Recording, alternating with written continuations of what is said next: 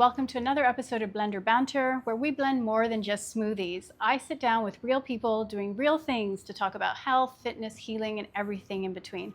I'm Lakota, your host, and today I'm sitting down with Evanka Brown, who is an MMA athlete, 4-time champion, fitness model, and goddess. I'm so excited to know about what it's like training as a woman in this space and what training to fight is actually like. Thank you so much for having me over here. I want to know, when did MMA first appear on your radar? How old were you? So, my journey began when I remember clear as day when I was around 3 years old. 3. Yes, I'm a 90s kid. I grew up watching Dragon Ball Z, Karate Kid, Bruce Lee, SWAT Cats. I mean, anything you can think of which had martial arts incorporated, I always looked at that is something I want to do. I always looked at normal people just learning the art and becoming this incredible, powerful hero. Didn't have anything to do with magic potions, spider bites. It was just these organic people putting in the efforts and just growing. And clear as day, I still remember watching this movie, Ninja Kids High Noon and Mega Mountain. And in that, they had a lot of flying kicks. So me being the ambitious person decided to attempt that at home by jumping from my TV counter onto my bed, miscalculating that I would bounce off. Oh my God. And result with hitting my head in the corner of the dressing counter. And it left me with a scar on my forehead. Goodness. And I was like, let's do that again. That was the moment where I realized that it's not going to affect me, though. It was very scary for my parents because they had to rush me to the hospital and get stitches and everything. I was going to say, how did your parents feel about that?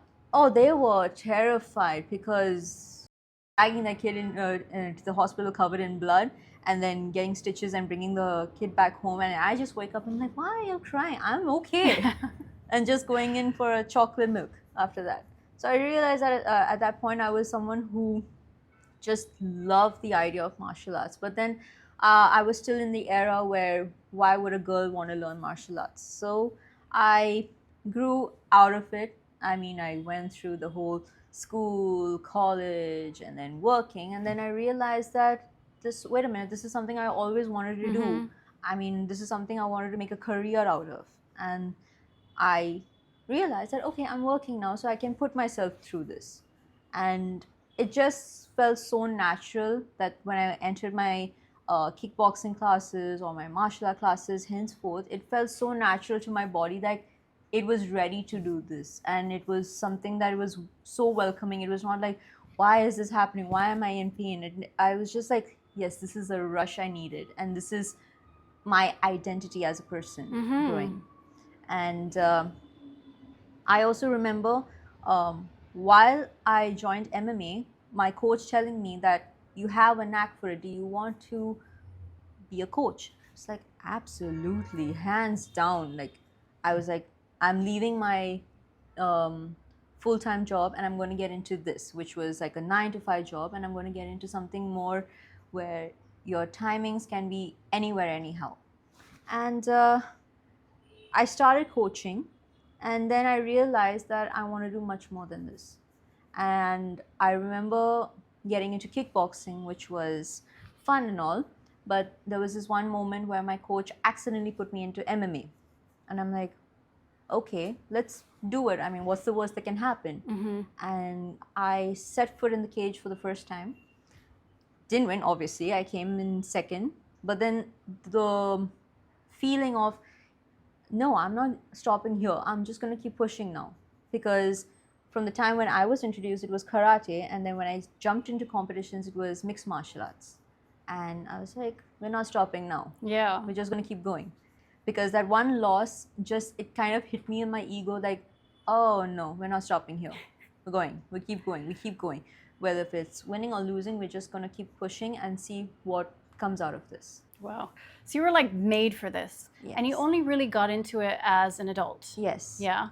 So what was your relationship with fitness prior to that? Did you do any kind of, I don't know, gymnastics? Did they put you into any dance or anything when you were a child? So growing up, I was into track running, but not like it's something that I live for. It's like, okay, I can run. I never stuck to it, but I was definitely into volleyball. Okay. So that was fun. That was something which I enjoyed because me and my sister were into it. We were in the same team, and me and my sister were very rough on the edges, like very tomboyish type. So we kind of dominated when we were together.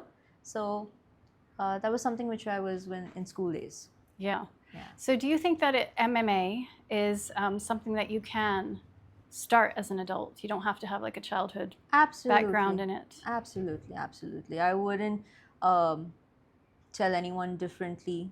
I have seen people start in their at the age of 5. I've seen people start at the age of 30s, and even people who are going on till 40s. So I wouldn't say that this is a child game or it's a young man sport or something. You have the potential, you have the drive, you can do it. Whether if you want to compete or you want to just do it as fitness, absolutely.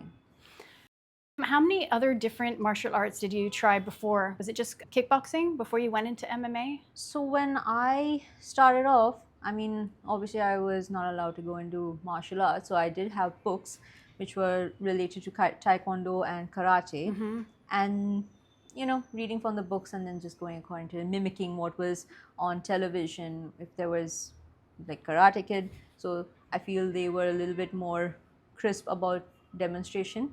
Yeah. So I kind of like, okay, this is how you train. Yeah. Wax on, wax off. Like it kind of was. I mean, I was a kid that time growing up, so you kind of try to mimic everything and see, okay, this is going to make me the person that's on TV. And then as I progressed when I was in my teens, kickboxing came in the picture. So was doing a couple of kickboxing classes. Where I was, there was Oman Kickboxing Center, so I was going for a couple of classes here and there. And then by the time I got into martial arts, it was MMA that was in the picture. So I was introduced as a base for kickboxing, but then I was also simultaneously introduced to jiu-jitsu and wrestling. Okay, so how many types of martial arts do you need to train in to have a cohesive MMA training? So personally, for me, I feel like it's on person to person. Some people might prefer Brazilian Jiu-Jitsu and wrestling, but not so much as striking or kickboxing. And there are those who prefer striking, which is kickboxing, Muay Thai, and boxing, and not so much as to going on the ground. I mean, they might not be able to adapt to the situation. But there is a middle ground where you have to be able to counter both situations. Like if kickboxers are going up against a wrestler, so you need to be somewhere in the middle where you'll be able to counter both situations. Like if you're a wrestler who goes up against a person who's going to kick you in the head, you should be able to counter that situation and then execute.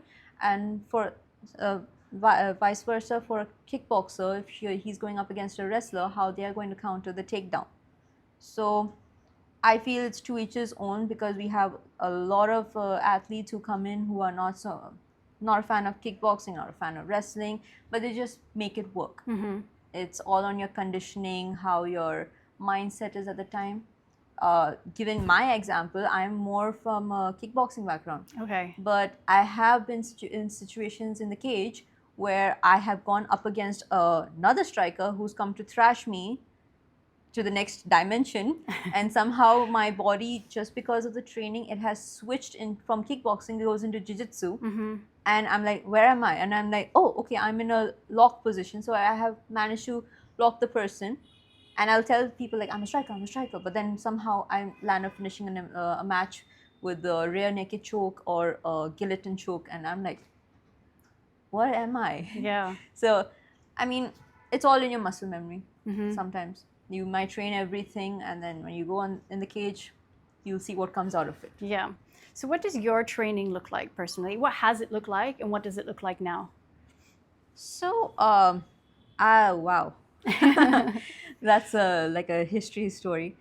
So I remember being a person when I stepped into the athletic ground. When I was a trainer, it was like, okay, you wake up at 3, 4 and go for your clients and train. But then when I went into an athletic perspective, I used to wake up at 3, 4 in the morning, have my coffee, head to the beach, do a 10-kilometer run, and then after the run, I would rush for my classes, and then after my classes, I would jump into the gym for weight training, strength training, or agility, or whatever the workout was for the day. And then an hour or two after that, I would step into my MMA session, which would be another an hour or two. And then in the evening, again, back to work. So that was my schedule. So that's like 4 hours Yes. kind of training. So stamina is quite a big part of it, right? If you're doing that Absolutely. 10K run. Absolutely. And then strength as well, because you're kind of like lifting weights. And Yes. And then comes the actual physicality part of Yes. it. So it's very, is it called impact? It's a very impact sport. Are you wrestling with men a lot, or is it against other women? Like, how does that dynamic work? So when it comes to MMA, there's no such thing as I will only train with a girl or like that. You have to go up against everyone. Whoever has the ambition or the goal to become an athlete and become someone in this sport, you will have to train. I feel you should not like limit yourself to being like, I will only train with girls. You have to 100%. train with guys. You'll have to see different strength levels. You never know who is the strongest, who is the weakest, and it's not about matching each other's energy. It's about going against that and seeing how you come out of it. How does the strength dynamic work when you're in training? Because obviously, I don't know, are men generally stronger? Does it just come down to technique, the way you're able to work around, you know, maybe somebody like me going against a general man, I don't have the strength to be able to compete with that. So it's always technical. I won't say that you can be stronger, you will be stronger than a man and all. But then you have to see how much will do you have to execute, and what is your strength level, what is your stamina level. Because we're not just seeing from a perspective that are you going to come out as the winner. It's about what is your technicality, what is your stamina level like. Because I can with confidence say that I have never gone up against a male and come out like, yay, I won, like that. But I will always see from a perspective that what is my stamina? How long can I go? Like if I'm going 3 rounds with this guy, how am I going to pace myself? Like what is it going to be like? Is he going to strike me? Am I going to come out of it? Is he taking me on the ground? Am I going to counter that? How long am I going to be wrestling on the ground for? So not saying that you have to win. It's just what is your will about. So when people are just practicing or training, as opposed to being in competition, what is the dynamic like between sparring partners? What are they called? So Training are people partners. just going for it, or are people like maybe withholding their strength a little bit because they're still training only, or getting a little bit of practice in? So it depends from person to person. If you are a seasoned athlete going up against a seasoned athlete, another seasoned athlete, obviously, you know what tempo to keep, and there is an understanding between two people, and that's not a problem because there's an understanding that, okay, fine, we are sparring, we need to see where we stand now, you will go up against each other. And then there are those where they are first time sparrers and it is maybe the adrenaline setting in, so they might think that I need to give it my all, so as to not look like an idiot. Yeah. So I honestly feel that it's all based on experience. If you're a first timer with less knowledge on how to spar, you're more likely to go full just brawling. Yeah. And then if you're a seasoned fighter with an understanding against another seasoned fighter, then there's no hard feel like, oh, he hit me, he did this, he clipped me and all that. Yeah.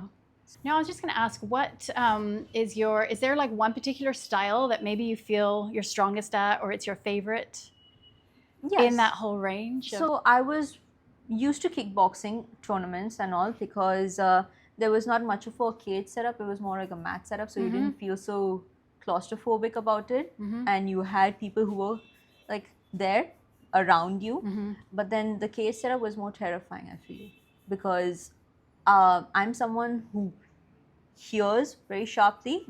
So the problem was I literally would see competitors going in and coming out within 3 seconds. Oh my You could God. hear that first knockout clap, like Oh my God. like it just hits across the face, or somebody in a lot of pain, and I'm like, what is going on? What did I get myself into? Yeah. Why am I here? With what training am I going into this? I still remember my coach at the time telling me that just go for the experience. I'm like, what experience are we looking for here? But then I was in the finals, and I still remember going in, but I had this kind of thing in my head that whatever said and done, you are not coming out like in a knockout or in a choke, or you're not going to be blacking out and coming out of that cage. And go through the rounds, I came in second, which was, I didn't feel so great about it, because I was like, with what training did I decide that I am here today? Yeah. And then I started looking at training videos. The coach who I was training with at the time, he was very strict with my routine, and I literally became this kind of emotionalist beast, you would call it. Love it. Because obviously when the camp starts, then you have like, just no, this is what you're doing, this is how you're prepping, this is how you're going in. You need to be an animal in the cage, because that's obviously, when you're going in the cage, you're not normal, you're going in with a mindset. And for me, I used to remember the sound of the cage locking up. Wow. The referee saying, judges ready, timer ready, and are you ready? And I'm like, you have to be ready, like wired down, like, yes, whatever said and done, you're just going in. So I'm literally getting goosebumps, because I was just remembering all that. And you would go through the weight training process, the conditioning process, the MMA sparring process, and then the weight cut process, which was more painful, because when you're cutting weight and then you are trying to get up to that category, it is just, oof, it was like a whole experience in So what does nutrition look like prepping for a competition like this? Do you bulk? Is there any kind of like bulk and cut? Like, are you feeding yourself more when you're actually training, and then when you have to do that cut, you have to bring your weight down? Is there anything like that? And so during the training, when you're off season, when you're not preparing for any competitions, you make sure that your carb intake is good. You have the energy to train. It should not be like you are out of energy and just not able to perform. And nearing the competition time, especially if you're targeting a specific weight category, so at least from my experience, I would say that I have been someone who would walk around 58, 55 kilos, and that would be off season. And then when you know you have a competition coming up, you're always aware, like 2 months or 3 months prior. So then you start balancing out your diet. Like, if you know that you are going to go intense, you make sure your carbs are decent enough, and then post that, you need to make sure your protein and fibers and electrolytes are really good. And then when you're finally cutting weight, it's best not to tamper around so much with the diet, but you'll be cutting more of water weight, so then you're not losing out on muscle. And that depends from person to person. I've had some tough cuts, and I've had some easy cuts, where there will be times where I'm losing a lot of muscle, so I'm more skin and bones. And there are times where I'm really feeling good about myself. So it all depends on how you train your body and how you're introducing your meals. That makes the journey easier, or it can be extremely difficult. So it's more your diet that you change up. It's not really the training. The training stays consistent, and then it's the diet that, if you have to, how many kilos are we talking about to make a weight class? So for me, I used to be somewhere along the line of 55. We can sometimes, on a very bad diet day, I would be 58, and I have cut almost 8 kilos. Gone down to 50. Yeah, gone down to the lowest I've gone down is 51.5. Wow.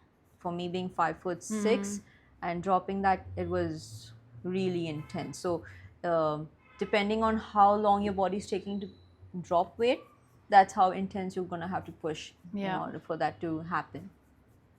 So just going back a couple of questions, you know how you mentioned your hearing is very clear and you remember all the sounds like the gate locking and everything going on around that. So is that the adrenaline that's starting to kick in? And how do you deal with that rush of adrenaline just before you're about to make impact? So if I have to talk from my first experience to my last experience, the first experience, there was a lot of fear with adrenaline kicking in, so you're not sure what's kicking, whether Yeah. you're ready to bash someone or you're getting ready to get bashed by someone. So that was my first experience. My last experience, it just wired me in, like, this is it, like, the you're here, the moment is right, one on one, go at it. So I feel that will only come with practice and a lot of sparring for that to come down. I still remember the first time I was introduced to adrenaline rush post sparring, I cried.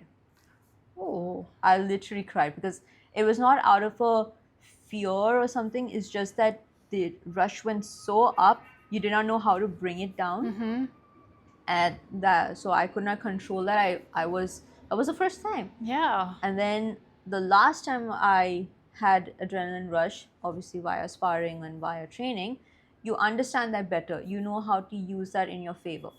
You don't let the rush control you. You control the rush. Yeah. So I would only say that only just happens with experience, how much you allow yourself to do that. Obviously, if I take a long break and then I have to come back into sparring and jump back into it, I might be seeing myself introduced to the person I met the first time with adrenaline rush. So in all of your fights, were you fighting men or women? Women. And Yeah. in India, we still haven't, I don't Okay. think we will. Yeah. I feel sparring is the only time you will go up against a man Okay. or a woman, vice versa.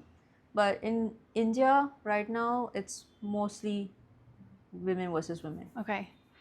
And do you have any kind of like breathing practice? Does that come into MMA a lot? Of course, Yeah. of course. Yes, you have to take that time to breathe. You have to take the time to center yourself along the lines of mobility. Your breathing has to be simultaneously in order not to be trying to gasp for breath, because, and you're also training different styles of breathing pattern, because at the end of the day, you're not in a position where you can breathe through your mouth because you have a mouth guard on. You're breathing from Okay, your nose. yeah. So if you're a normal person, if you're exhausted, you'll be like, Yeah. but here you have a mouth guard on, so you're changing it completely. So breathing is very important. Your Yeah. breathing work and centering yourself, trying to find that calmness in yourself. Yeah. So do you meditate at all? Do you have like a visualization practice before a competition? Yeah, so mostly with my game plan. I'll tell you a hilarious story. This was something where I was surprised that I experienced it firsthand. So because of training so much, I would literally in my sleep be executing martial arts to a point. If you have ever watched Kill Bill, where she is training to punch a hole through the plank, and she, in that trauma state, she punches the wall where she's sleeping. I have literally experienced that. Wow. Like in my sleep, like it's just a reflex and I just hit the wall and I'm like, why? So you tend to visualize, you tend to become this overthinker, you try to think like, this is a specific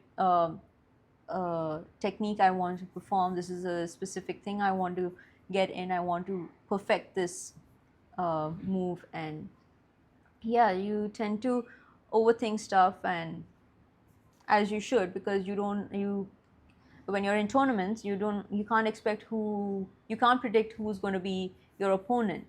So you have to think like, what if he does this, what if she does that, what if she goes for the legs, what if she comes and hits me so hard that I cannot think straight. So thinking of all angles. Yeah, you have to think from all perspectives. But what's your relationship with competitions now? Like, when do you get like the bug and you're like, I think I'll compete again? How do you decide? You're still competing, right? Yes, I mean, I might not be competing on an aggressive tempo compared to what I would when I was in my 20s, obviously. Maybe I might not compete every second or third month, or how I would have that rush to be like, let's do it, let's do it, let's do Yeah. it, like blood and like I want to go for blood, like that kind Yeah. of feeling. But I definitely haven't said I've retired, so I might take breaks depending on injury. I'm more cautious about my injuries now. Tell me about injuries. It's very injury-prone sport, right? It's very Yes. impact. Yes. So um, the wake-up call happened when my last injury, which resulted in a surgery, happened. And I realized that if I don't take precautions for whatever injury I might, whether it may be a minor injury, maybe it might be a major injury, I cannot treat it like I'll just sleep it off, it'll be fine. Yeah. I have to train that muscle in order for me to come back on the mats, because in the injury which I had, it was a surgery which resulted in a life-threatening conditioning. Life-threatening. Okay. I was diagnosed with a condition called deep vein thrombosis, which is clotting in the veins.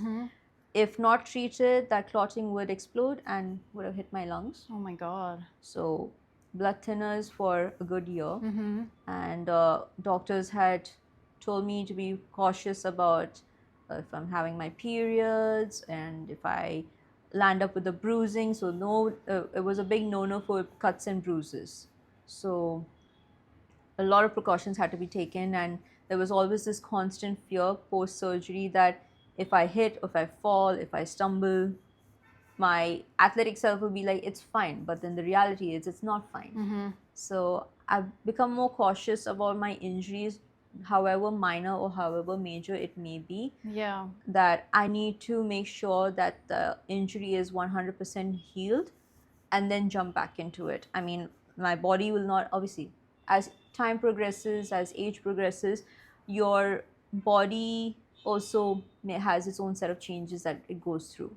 What would, in your 20s, what would heal in a span of 2-3 days Yeah. might now take 2-3 weeks. Yeah. So definitely haven't stopped competing. I did compete last in December, however. Okay. Wow. Yeah, and that was my first grappling competition. Okay. How did it go?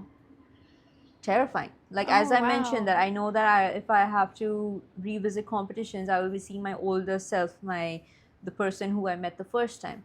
But I was very happy because I didn't win, but I was very happy with the experience that I didn't give up. That person with that ego, that whatever said and done, I'm not submitting. I'm not going to be dragged off the mats like in a completely blackout state. Yeah. I did go through the round, and I was happy with myself. I was like, okay, that person still exists, who is that if I lose, I'm not losing through a knockout. I'm not losing to a submission or a TKO. So I know that person still exists somewhere. So I know that that's still me, and I was happy that this was post-surgery. Yeah. So I was like, okay, we got over the fear that something might break. Nothing did break. No. So I was like, oh, okay, we still have it in us to do it. So when you get an injury, do you still have any kind of training that you do? Maybe not initially when you get the first injury, but after a week or so, is there any sort of training that you do just to maintain some kind of strength or some kind of stamina while you're still in the healing phase? Absolutely. You have to work on your physio, obviously, your sports physiotherapy. Depending on the kind of injury, I would say it is limited to certain restrictions, but then at the end of the day, you need to start getting your blood circulation going in order for healing to happen. So I will speak from my experience.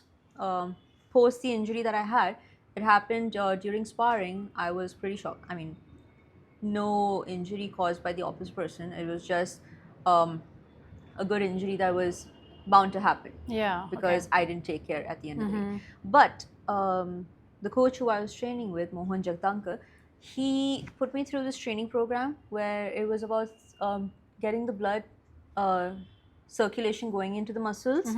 So though there was pain, it was like the muscles still could function.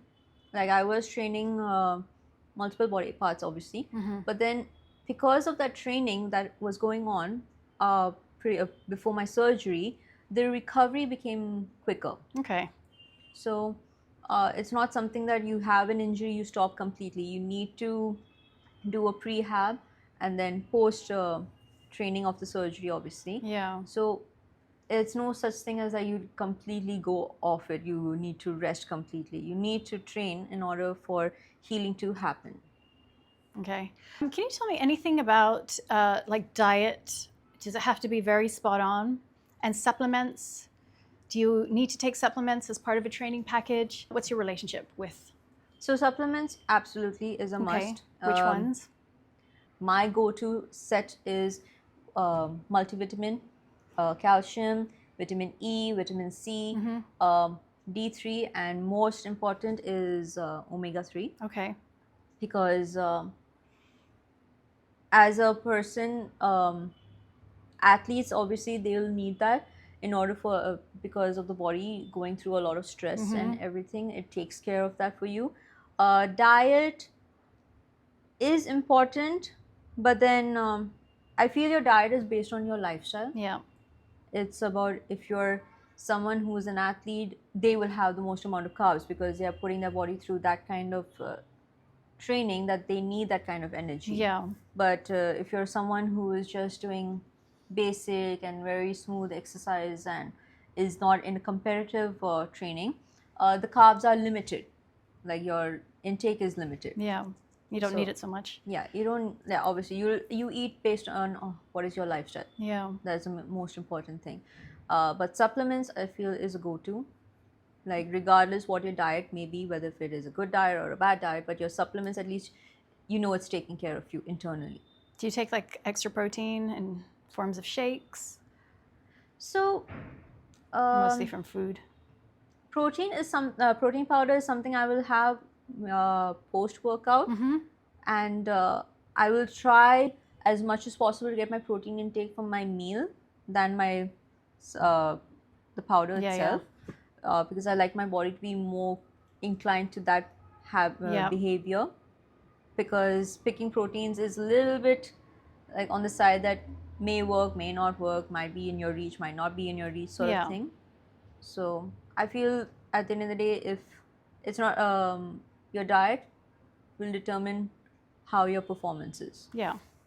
So let's move on. I want to know what it's like training as a woman, being a woman in this space. Generally, I feel like the entire fitness space in India is very male oriented. I don't come across many. You're the first female fighter that I've come across. And just generally, I don't feel like there's a lot of knowledge for women out there. What has your experience been?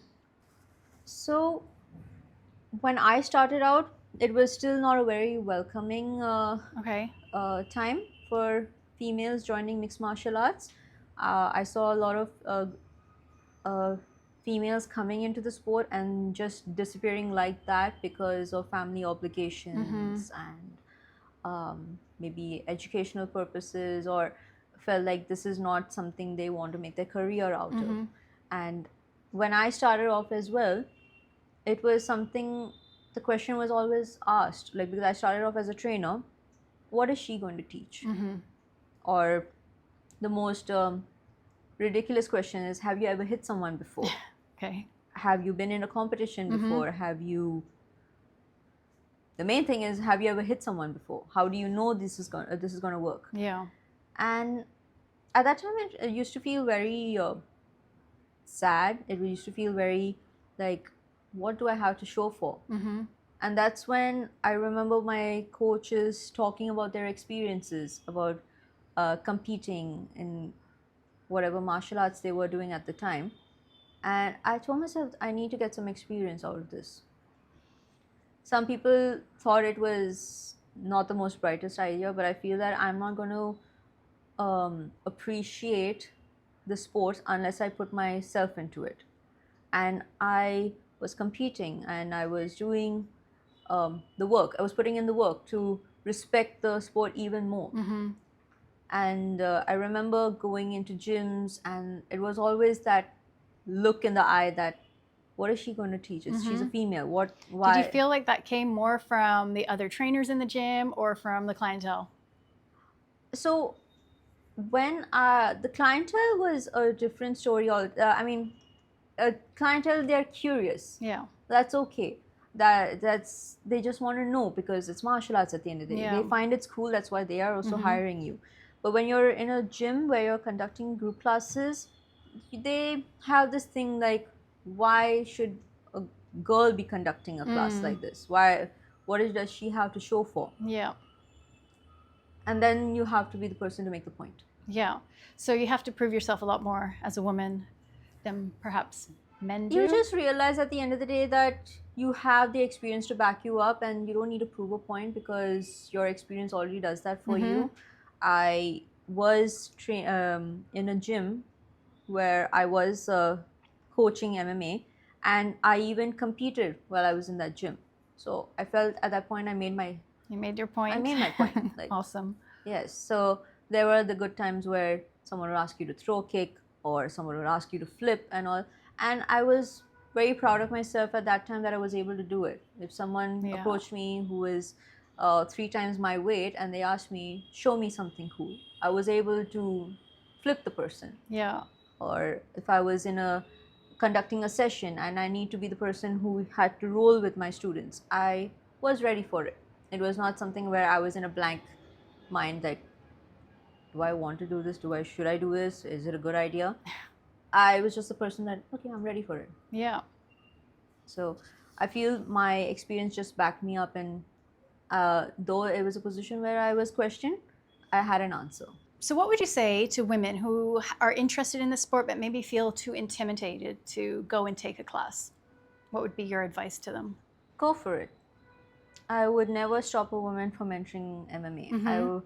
No matter how intimidating the sports is, why not get into it and become the person others feel intimidated by? Wow, I love that. That's awesome. Because I feel that is something that gives you strength. And I know that when I watched martial arts growing up, it gave me the strength. It was a symbol of strength, of normal, natural human strength. So tomorrow, if someone wants to go into it and is asking me like, should I said, go for it. Yeah. With no questions asked about it. Experience it. See what comes out of you. You never know unless you try, right? Yeah.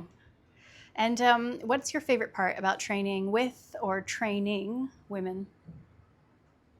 I love when a person, especially a woman, when they have never done boxing or kickboxing in their life, and they throw that first punch or they do that first kickboxing class and they realize that they have the power to do it. So you can see it. It's Yes, like a visual I thing. see it. I can feel it. I know that they have just awakened a part of them which was in their system, which was always telling them, you need to be feminine, you need to be very calm and poised, and then this just pulls out that rage in a woman, like, you have the potential to throw a punch, you have the potential to throw a kick, and it's so empowering. I mean, if a woman learns martial arts, it's very empowering. Yeah. Whether if you use it in competition or it awakens a part of you, that confidence in you. I just love that. I've seen it every time whenever I train someone new, or even if I'm training my current clients, I see that in their eyes that I'm going to throw some good shots today. I want to do it. Let's do it. And when they crave for it, like, I want to do a kickboxing session, I want to do a boxing session, let's do it. Do you feel like MMA is becoming more inclusive for women? Absolutely, absolutely.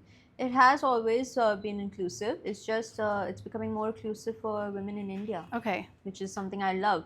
I love that from a time where it was not inclusive when I was around, that it's becoming more and more inclusive, and not only for just adults, it's becoming more inclusive for juniors, for young kids to enter, and you are seeing a lot of potentials here and there. Yeah. And I'm like so happy to see that, and I'm happy to be a part of the sport and see where it's come from, where it was like women were just there and gone, and now women are there and staying. Yeah. Wow. That's awesome. And is the crowd getting younger and younger? Like, are they starting at an earlier age now? Yes, absolutely, absolutely. You're starting to see a lot of them, and I mean, they used to start younger, but then they also used to let go as quickly as they started. Yeah. But now you can see that the way they are training, the way they are prepping, it is not just out of whim. It is just that they are here for to make a stand. They are here for the profession. They are here to make a name in the industry. Yeah. Which is something I'm so happy that I'm around to watch it. Yeah. And even my training partners, they keep getting younger and younger, which is like a whole different ball game. Like now it's just like you have more female partners to train with. Once upon a time it was just like you're the only female and then you're training. Yeah. And now you have more females who are coming into the sport, which is absolutely brilliant. Oh, I love that. Love that for us. Have you ever been in a position just generally outside in life where you have had to defend yourself? I have been in recent times in a position where I was attacked and I was able to counter the situation. Wow, okay. Yeah. I was more stand up myself than you are. Yeah. Because I had just gone for a walk with my dogs and I was just in my mindset that, okay, I'm walking my dogs. And somebody has decided to grab me and punched me in the face. Wow. And okay. My immediate reaction was not to be like stunned, but I landed up just hitting the person with the elbow. And I was like, okay, I reacted. I would not say that my older self would not have. But the person who is after competing and all was able to react in that situation. And I was very proud of myself. Wasn't proud that I had to come with a bruising on my face, but then I was just happy that I was, because of everything that I put myself through over the years, I was able to counter that situation. I'm sorry to hear that. Yeah. Okay, last two questions. Do you have any MMA heroes? Who are your MMA heroes? So the first person, obviously, person who made her mark in the industry was Ronda Rousey. Yeah. And she did so well for the amount of time that she was there in the octagon in UFC. And then after that, my awe-to goddess is Amanda Nunes. Okay. Like, I love how she just retired as well. But then these were the women I felt like I was more connected to, their strength, their capability in the octagon, in and out of it. So it's just, they are amazing, amazing women. Okay, so final question. What is a perfect day for you? When I can sleep. Sleeping all day. I don't think of, I feel it's more like a recovery for myself, whether if I'm training or whether I'm just going for classes. I feel sleep is the best time I get to recover completely. And I used to have this tradition. Now I've kind of grown out of it. But when I was in my intense training days, that I would literally come home and on a weekend, if I know that I don't have to be anywhere, I would order a box of pizza and binge watch movies, and that was like my perfect weekend. Yeah. And then like a whole Sunday I would just sleep. Maybe I'll wake up for a cup of coffee and breakfast and my meals, but then I'll spend majority of the time of letting my body just recover. Yeah. So it's very intensive and you really felt like you needed yes, to actually absolutely. be in slumber. Yeah, I would give my recover. 100% throughout the weekday. I would be on a 100% diet and whatever is required for me of the weekday. But on the weekend, I would just be like, you need to unwind. Yeah. Yeah. Do you do any kind of active recovery when you're in training or anything? Or is that when you're recovering, your recovery days are So sleep it and eat? depends. Like pretty much on a Sunday, if I feel like I've slept well and I've recovered, I will go for a trek. I will be With trekking. dogs? Yes, with my dogs. We will go on this, not a very massive one, but enough for them to get a good run in, as well as for me to challenge my joints enough that we would go on a trek, and that would almost be like 1 hour, 2 hours like that, and then we would be back. Yeah. Try That to sounds be, wholesome. That sounds very wholesome. because where I live right now, which is a vantage point, is that we live near a forest. So it is a good trek, and it's a good time where we'll trek it out, we'll sit in the forest, we will I mean, the dogs will be playing, and I will just like try to be one with nature, the sounds, the air, everything. I will just like be in that moment. Oh, that sounds amazing. And where can people find you? If somebody wants to train with you, where can they find you? So right now you can find me on social media or word of mouth, obviously, because I function based on that. I haven't done any promotions as such that I'm a trainer and here I am and so forth. But you can find me on my social media at eva.brown. Which I'll be linking at the bottom. So that's today's blend. No sugar, no filters, just wholesome banter. Catch you on the next one. Thank you. Thank you so much.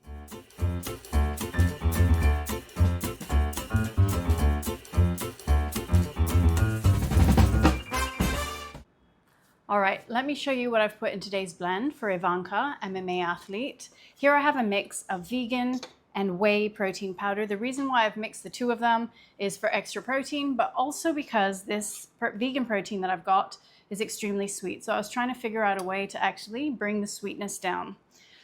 Here I've got coconut milk, and I found that that was a really good way of making it less sweet. So I'm just going to add this to my blender. Here I'm adding my coconut milk.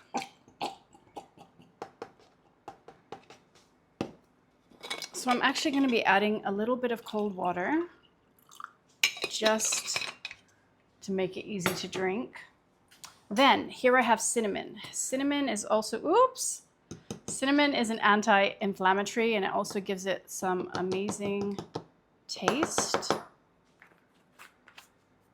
Black pepper. Now this actually, when I was trialing these yesterday to see how they came out, it actually gave it a very cool kick.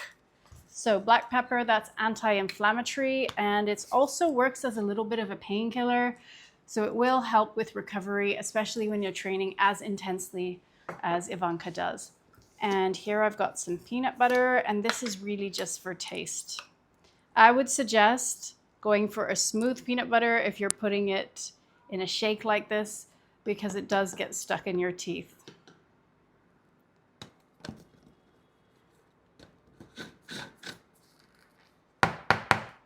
All right, we're ready to blend.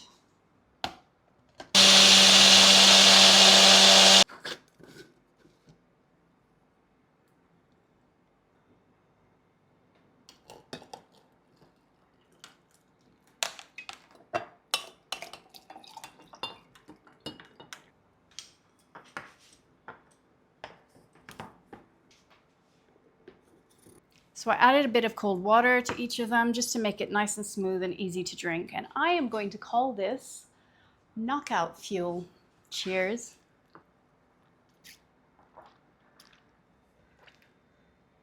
Actually, it's delicious.